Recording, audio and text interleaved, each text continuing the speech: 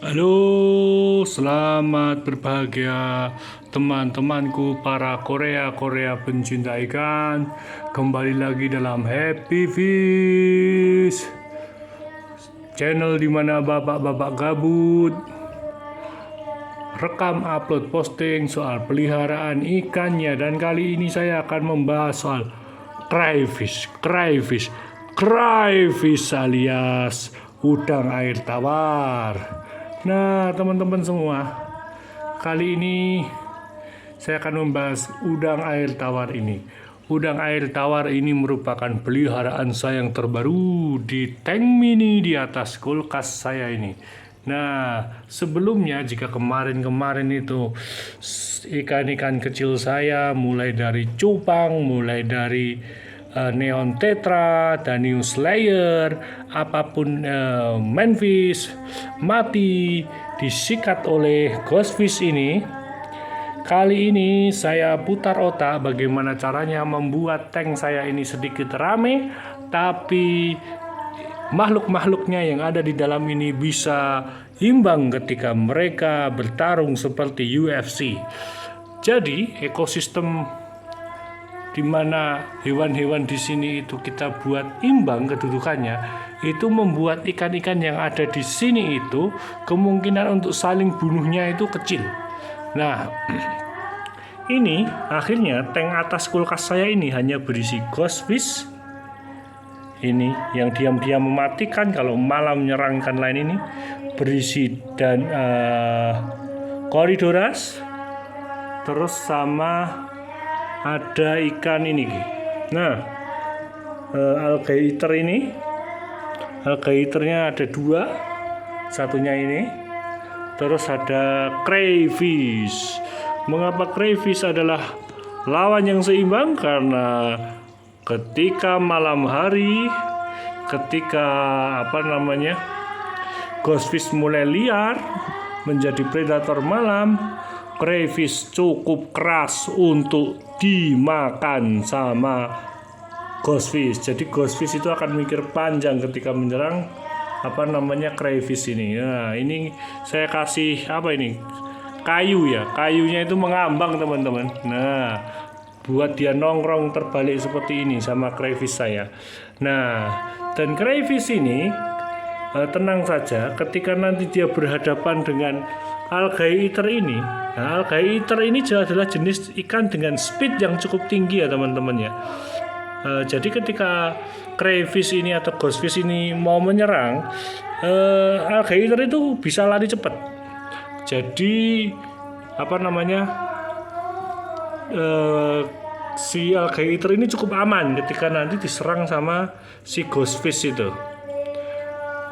Dan juga ketika si alligator ini menyerang si ghostfish itu juga bisa cukup melawan. Nah, begitu juga sebaliknya, alligator ini yang kecenderungan ini suka menyerang hewan-hewan yang lambat seperti gupi. Gupiannya kalau dicampur gupi atau cupang, ekornya gupi atau cupang ketemu alligator ini pasti sobek. Nah, tapi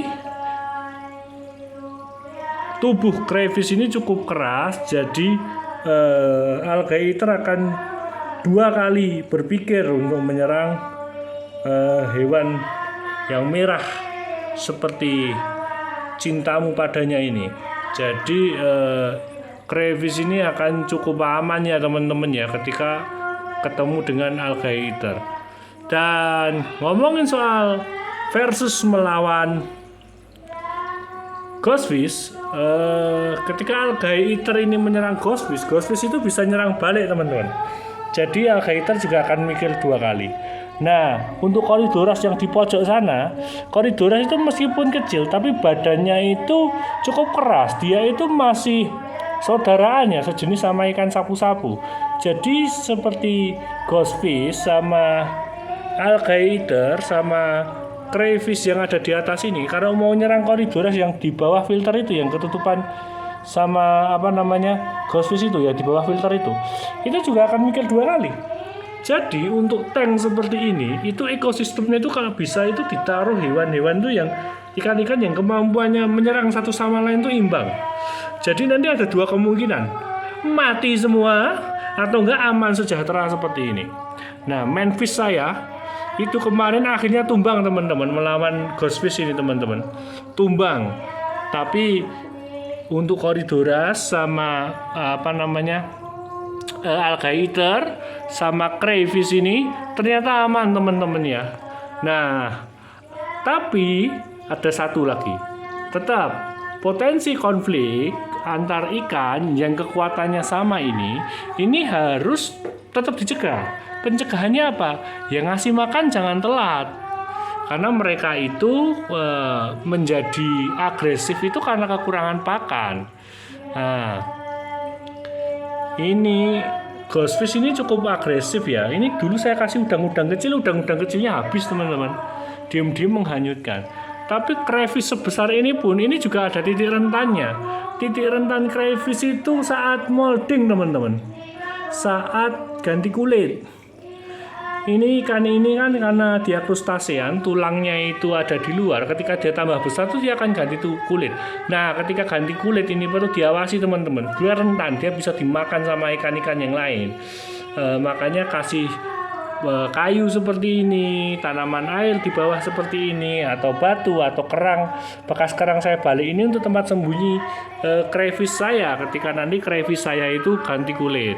Nah, jadi seperti ini itu cukup sehat ya, dan untuk aliran seperti saya yang menyukai pengesetan tank alami dan tidak terlalu menyukai ikan-ikan cantik seperti koki atau komet, itu ini ghostfish, terus